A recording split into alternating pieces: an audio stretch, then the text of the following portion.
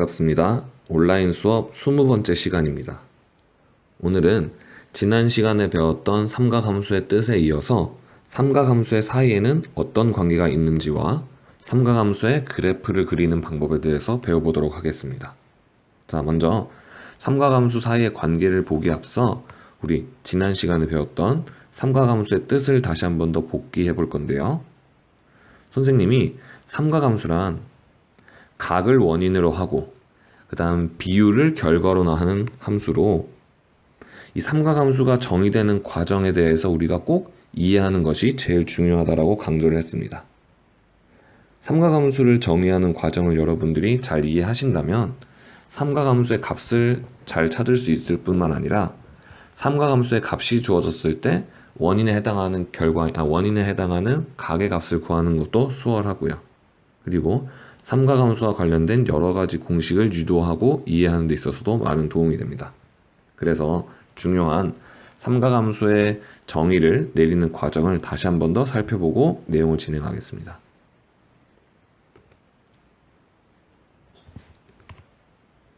자, 삼각함수는 각을 원인으로 하고 그 다음에 그 비율을 결과로 하는 함수라고 선생님이 처음에 얘기했죠. 그래서 삼각함수를 정의해보자면 먼저 원인에 해당하는 각 세타를 주어지고 그러면 그 각 세타에 대한 동경, 즉 시초선을 기준으로 각 세타만큼 회전시킨 직선, 이 동경이 유일하게 하나 결정되게 됩니다. 선생님이 색칠하고 있는 이 선, 동경은 각 세타에 의해서 유일하게 하나만 등장하게 되겠죠. 그리고 이 동경과 원점 O를 중심으로 하고 반지름의 길이가 R인 원과의 교점 P를 구하게 되는데 이 동경이 유일하므로 원과의 교점인 점 P도 유일하게 하나만 나타나게 될 겁니다. 그리고 그 교점 P의 X좌표와 Y좌표의 값을 이용해서 우리는 삼각함수를 정의하는데요. 주어진 각 세타에 대하여 원의 반지름인 R분의 동경과 원과의 교점의 y좌표인 y값을 이용해서 세타에 대한 r분의 y값을 구하는 함수를 우리는 사인 함수라고 하고 그 다음 주어진 세타에 의하여 원의 반지름 r분의 동경과 원과의 교점의 x좌표인 x의 값을 이용해서 세타에 대한 값으로 r분의 x가 나오게 되는 이 관계를 코사인 함수라고, 그리고 세타에 대해서 동경과 원과의 교점의 x좌표와 y좌표를 이용한 x분의 y의 값을 탄젠트 함수라고 한다라고 삼각함수를 정의 내리는 과정을 지난 시간에 살펴봤었죠. 꼭 정확하게 이해를 하고 넘어가시고요. 그러면 우리 삼각함수는 이와 같이 원의 반지름과 그리고 동경과 원과의 교점의 좌표의 값들을 이용해서 만들어낸 정의하는 함수이기 때문에 우리 이 삼각함수의 부호를 생각해 볼 수가 있는데요. 먼저 사인 함수의 값의 부호에 대해서 생각해 보겠습니다. 자, 위에서 정의한 것과 같이 사인 함수는 원의 반지름 r분의 동경과 원과의 교점의 y좌표인 y값을 이용한 r분의 y값으로 정의가 되는데 반지름에 해당하는 r은 항상 길이이므로 양의 값을 갖게 되겠죠. 그러면 사인 함수의 부호는 결국 y, 즉 교점의 y좌표의 부호에 의해서 결정되게 됩니다. 그러면 동경과 원과의 교점의 y좌표가 양수이려면 그 교점이 어디에서 나타나야지만 가능할까요? y좌표가 양수일 수 있는 이곳에서만 교점이 나타나야지만 사인의 값이 양수가 될 수 있습니다. 그러면 동경과 원과의 교점이 이 빨간색 선상에서 나타나게 되려면 원인에 해당하는 각 세타는 0에서부터 이만큼에 해당하는 양이 돼야 되겠죠.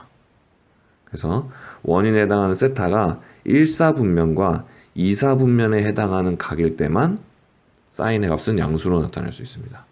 그래서 동경과 원과의 교점의 y좌표가 양수이려면 원인에 해당하는 세타의 값은 0보다는 크고 2사분면 안에 들어가려면 파이보다는 작아야 되겠죠.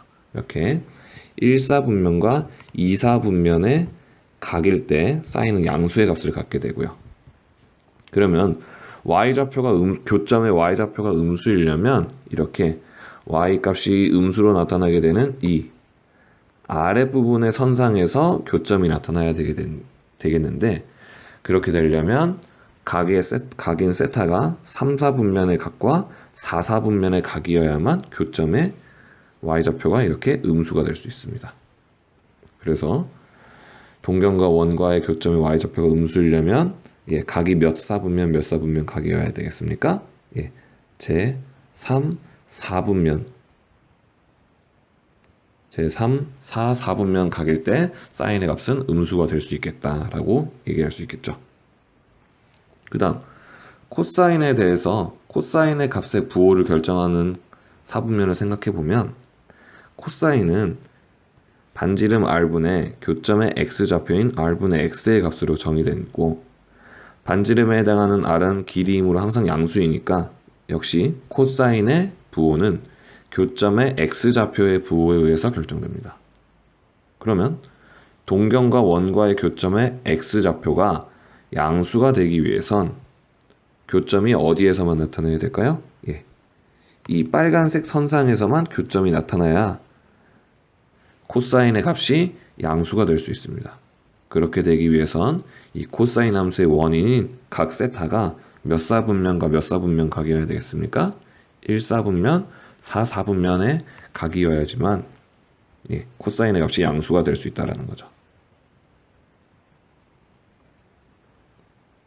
그리고 반대로 코사인의 값, 즉 교점의 x좌표의 부호가 음수이려면 동경과 원과의 교점의 x좌표가 바로 교점이 이 파란색 선상에서 결정이 돼야 되겠고, 그렇게 되기 위해선 원인에 해당하는 각 세타가 2사분면, 3사분면 각이어야지만 교점이 이 파란색 영역 안에서 생길 수가 있겠죠. 그래서 동경과 원과의 교점의 x좌표가 음수이려면 이번엔 각이 제 2, 3, 4분면 각이어야지만 코사인의 값이 음수가 될 수 있다라는 겁니다. 우리 이 내용을 정리해서 4분면에 따른 삼각함수의 값의 부호를 우리 정리했었죠? 어떻게 할 수 있냐면 이와 같이 좌표 평면이 주어졌을 때 올, 싸, 탄, 코. 1사분면에서는 모든 삼각함수의 값이 양수다. 2사분면에서는 사인 함수만 양수다. 3사분면에서는 탄젠트 함수만 양수다. 4사분면에서는 코사인 함수만 양수다라고 이렇게 정리해서 기억하시면 좋을 것 같다. 여기까지가 지난 시간에 배웠던 내용입니다.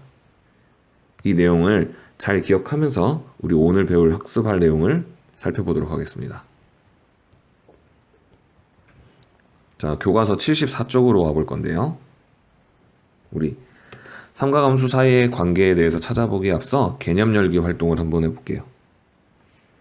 자, 오른쪽 그림과 같이 아파트 벽면에서 5m 떨어진 사다리의 길이는 13m이다. 이때 지면과 사다리가 이루는 각의 크기를 세타라고 했을 때 사인 세타, 코사인 세타, 탄젠트 세타의 값을 구해달라고 하고 있습니다. 이는 삼각함수보다는 삼각비를 이용해서 우리 충분히 구할 수 있겠죠. 그러면 각 세타에 대한 높이인 이 길이의 값을 구해야 되는데, 이 길이의 값을 x라고 놓고 직각삼각형이므로 피타고라스 정리를 이용하면 높이가 12가 된다는 걸 알 수 있습니다. 그러면 우리 사인 세타는 이 세타에 대한 직각삼각형의 빗변분의 높이에 해당하니까 13분의 12. 그 다음 코사인 세타는 빗변분의 밑변이니까 13분의 5. 탄젠트 세타는 밑변분의 높이니까 5분의 12가 된다라는 걸 구할 수 있고요.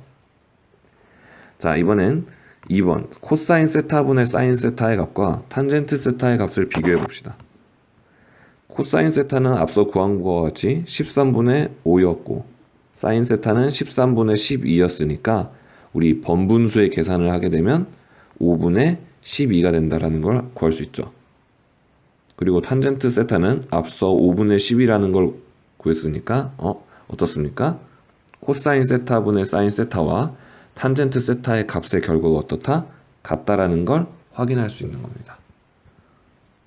자, 여기서 확인한 사실을 우리가 삼각함수라는 내용을 이용해서 한 번 더 확인을 해볼 건데요. 교재 아랫부분의 내용을 보겠습니다. 자, 우리 삼각함수를 정의하는 과정 기억하시죠?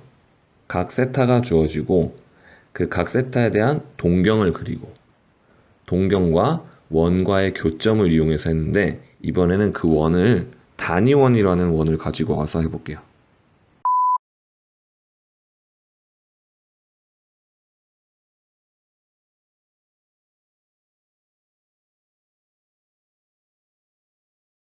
단위원이란 중심을 원점으로 하고 반지름의 길이가 1인 원을 단위원이라고 합니다.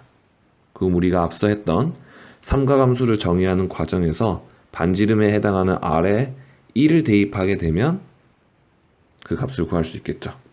그래서 오른쪽 그림과 같이 각 세타를 나타내는 동경과 즉 이 빨간색 선이 그 동경이죠. 그 다음 단위원 중심을 0,0으로 하고 반지름의 길이가 1인 원, 이 원과의 교점을 p, x, y라고 하면 우리 사인 함수는 정의 내리기를 반지름의 길이분의 교점의 y좌표였으므로 반지름의 값이 지금 1이니까 1분의 y, 즉 사인 세타는 그냥 y, 교점의 y좌표가 같다 라는 걸 확인할 수 있습니다. 그러면 우리 이 교점의 y좌표의 값은 이 교점에서 y축을 향해 수선을 내렸을 때의 교점인 여기가 되겠고, 그럼 즉 이 y값이 바로 사인 세타와 동일하다라는 거죠.